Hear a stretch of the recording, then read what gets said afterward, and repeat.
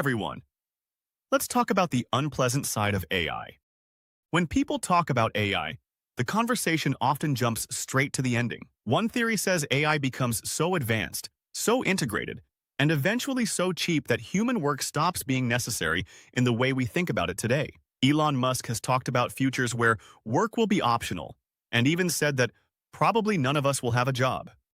That may happen, it may not. What I want to talk about is the part before that, the next 3 to 5 years, the transition period. Because even if some version of that future eventually happens, the middle period could still be painful for everyday workers and working households. AI can improve productivity fast, companies can restructure fast, hiring can slow fast, teams can get leaner fast, but the benefits for regular people may not arrive nearly as fast. That gap is what matters most to me right now. This video is not about the final AI utopia. It is about the unpleasant side of AI during the transition. Part 1. What's already happening?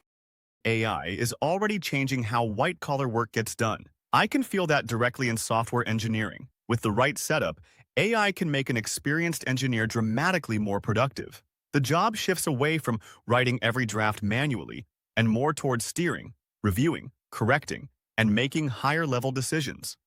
So the value is no longer just output, it is judgment, knowing what is missing, knowing what is risky, knowing what needs more context, knowing when something looks right but is actually wrong. With stronger models, the problem is often less about raw capability and more about context, framing, and review. The hard part is not just getting AI to generate something. The hard part is giving the right context, setting the right constraints, and reviewing the result correctly. At a high level, that is not so different from programming itself. You are still translating intent into machine-readable instructions and checking whether the result matches what you meant. That means AI does not make everyone equally stronger. The right users get leverage, the wrong users get noise. And once companies realize that fewer experienced people can get more done, they naturally ask the next question. How many people do we still need? That is why this is not just a productivity story. It is also a headcount story, an org design story, a bargaining power story. You can already see signs of that in the market. In roughly the last 6 months, Amazon has targeted about 30,000 corporate job cuts since October 2025. Block announced more than 4,000 cuts in February 2026. And Atlassian announced about 1,600 cuts in March 2026. Reuters also reported rising AI-linked layoffs globally, and Challenger said AI accounted for 7% of U.S. planned layoffs announced in January 2026. Not every cut is purely caused by AI, but AI is clearly part of the broader pressure to do more with fewer people. That is the first big shift. AI is not just helping people work faster, it is giving companies a reason to rethink how much labor they need. Part 2. Who benefits first and who gets hurt first? When people hear AI boosts productivity, it is easy to assume workers are the main winners. I do not think that is true, at least not in the near term. The biggest winners first are likely to be companies, especially the companies that can use AI to reduce labor costs, increase output, and run leaner teams. And even more than that, the companies that own the infrastructure behind AI, the model companies like OpenAI and Anthropic, the chip companies like NVIDIA and AMD, the cloud companies like AWS, Microsoft Azure, and Google Cloud, the platform companies like Microsoft and Google. They are in a position to capture a lot of the upside early. Investors who already own those productive assets may benefit too. Workers can benefit, but usually with a catch. An experienced worker may become more leveraged, but that often comes with more pressure too, more responsibility, more review burden, broader scope, a higher bar just to stay valuable. So yes, some workers may become much more productive, but that does not automatically mean their lives get easier. It may just mean their employers expect more from them. And while experienced workers may get more leverage, the people most likely to get hurt early are the ones with the least leverage. New graduates, junior workers, career switchers, people in routine digital work, people still trying to build judgment.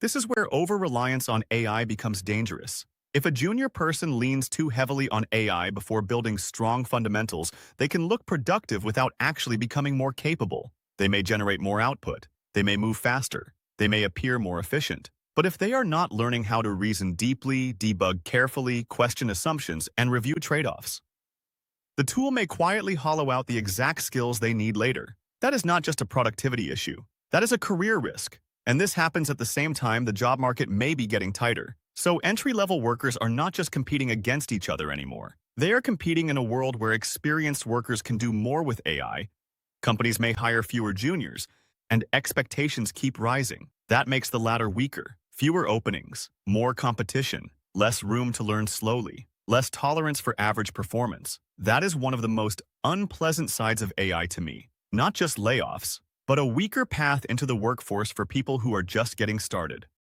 Part 3. What the transition feels like. So what does this transition actually feel like? If you keep your job, it may still feel like survival mode. Being more productive does not necessarily mean working less. It may just mean your company expects more from fewer people, more output, more speed, more ownership, more reviewing, more pressure to keep adapting as the tools improve again and again. So even the people who stay employed may feel like they are stuck in a race that keeps speeding up. That is one side of the transition. The other side is the people who lose jobs, or the people trying to get in for the first time. For them, AI does not feel like abundance. It feels like fewer openings, tighter hiring, strong competition, and a market where the remaining workers are also being amplified by AI. That is the emotional center of this whole idea. The pain may arrive before the benefits do. There is another layer to this. If the labor market weakens, working households may feel pressure in several directions at once. Job security gets weaker. Wage growth may soften. Borrowing costs may not fall fast enough to offset job anxiety. Meanwhile, markets may continue rewarding some of the biggest AI winners. So you can end up in a strange situation where working households feel more fragile, while asset owners still participate in the upside. That widens the gap between labor and ownership. Now, this is not purely a negative story. AI also lowers the cost of trying new things. A founder or a very small team can now prototype, iterate, and ship much faster than before. One or two highly capable people can sometimes operate with leverage that used to require a much larger team. So the transition creates pressure, but it also creates opportunity. But even that opportunity is uneven. It tends to favor people who already have judgment, skills, and execution ability. So again, the pattern stays the same. The upside exists, but it is not evenly distributed. Part 4. What can people do? I do not think the answer is panic. I also do not think the answer is blind optimism. A more useful response is to take 4 things seriously. First, financial literacy and basic resilience. Know how much cash cushion your household has. Know how exposed you are to job disruption. Know how expensive your debt is. Know what your spending looks like if income drops. That is not new advice, but in a more uncertain labor market, it matters more. Second, participation. If AI ends up creating huge corporate winners, one way to ride with that instead of only being exposed to it is broad ownership. Not trying to guess a single winning company, but participating in the growth of major public companies more broadly. A broad market fund, like an S&AMP, P500 index fund, is one example. The point is simple. If this transition increases the gap between labor and ownership, then being only a worker leaves you more exposed. Being both a worker and an owner can at least let you share some of the upside. That does not erase the pain of the transition, but it changes how one-sided that transition feels. Third, civic participation. Voting is one of the clearest ways to have your voice heard. As AI gets more powerful, laws around worker protections, retraining, unemployment support, competition, privacy, transparency, and accountability will shape how disruptive this transition becomes. In the 2025 legislative session, all 50 states introduced AI-related legislation, and 38 states enacted or adopted around 100 measures. Fourth, establish your Plan B. Do not assume your current path stays safe forever. That could mean building a small, low-risk business on the side. It could mean moving toward work that looks more resilient today. It could mean learning new tools early instead of waiting until you are forced to. It could mean staying current on the news, the labor market, and the new AI-backed tools that are changing how work gets done.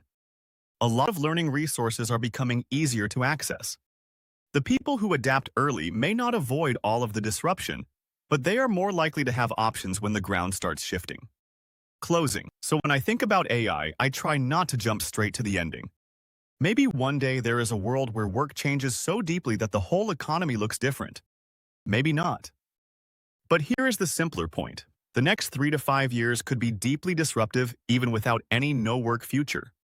All they need is this: a smaller number of experienced people becoming much more productive. Companies deciding they can run leaner. Entry-level pathways getting weaker. Workers feeling more pressure to keep up. And more of the gains flowing first to companies and asset owners rather than to working households. That, to me, is the unpleasant side of AI. Not because AI is purely bad, but because transitions are rarely smooth. And everyday workers may be asked to absorb a lot of the disruption before they see much of the upside, if that upside ever reaches them at all. The real question is not whether AI can raise productivity. The real question is who gets that productivity first, and how much pain working households go through before they see any of the benefits. Thanks for watching.